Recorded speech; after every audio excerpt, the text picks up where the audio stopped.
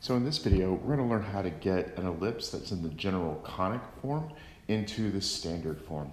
And you're going to see a lot of very familiar steps that we took when we were doing the same thing for a circle. I've written the steps over here to the right. I've got the problem here at the top. So let's get started. So the first step I'm going to do is I'm going to group the x and y terms together. And I'm going to move the constant term, which is neither an x term nor a y term, to the other side. So that means I'm going to put 2x squared and 8x together, and then 3y squared and 24y together. And the constant, 32, will move to the other side. Now, in order for completing the square to work, which is what we're going to be doing here, the coefficient on the square term has to be 1. So what I'm going to do is I'm going to group the x terms and the y terms together. I can't divide everything by 2 because then the y squared term will have a 3/2 coefficient, and I can't divide everything by 3 because the x squared term would have a 2/3 coefficient. There'd be no way to get those coefficients to be just 1. So what I'm going to do instead of dividing everything by the number, I'm going to factor it out of the relevant terms. So in the x squared stuff, the coefficient is 2, so I'm going to pull out a 2. And in the y squared stuff, the coefficient is 3, so I'm going to pull that out. It's important to understand as I'm writing this that you're not pulling out a common factor. That's not what you're looking for. I would have pulled out 2x from the x's if that were the case. I'm really just interested in getting that coefficient on the square term to be 1 so that completing the square can work. Okay, so now I'm ready to complete the square. So what this is going to look like is I'm going to put the blanks inside where the coefficient of the square term is 1. And on the other side, I'm going to add 2 blanks as well.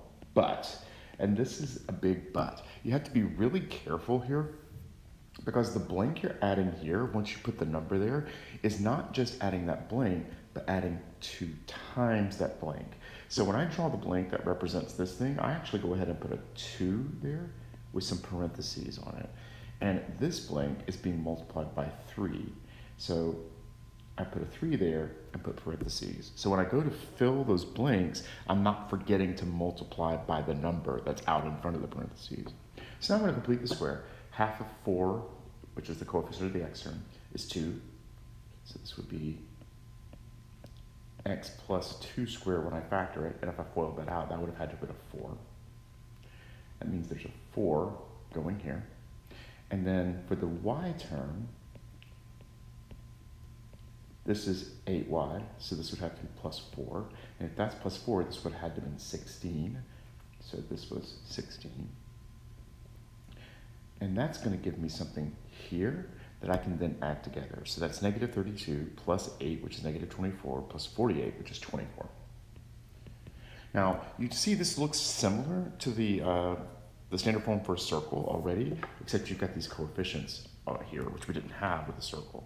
So my final step, and this is to get this to look like the standard form of an ellipse and get the major and minor radius sort of separated from each other, I'm going to make the stuff on the right-hand side equal to 1. So that means I'm going to take this 24 and I'm going to divide everything by that. And when I do that, this first fraction would become x plus 2 quantity squared over 12.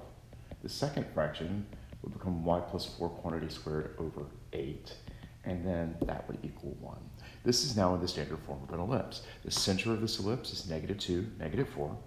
A squared is 12, so a is going to be the square root of 12, which is somewhere between 3 and 4. And b squared is 8, so b is going to be the square root of 8, which is like 2.8-ish. All right, so this is how you go from general form to standard form for an ellipse.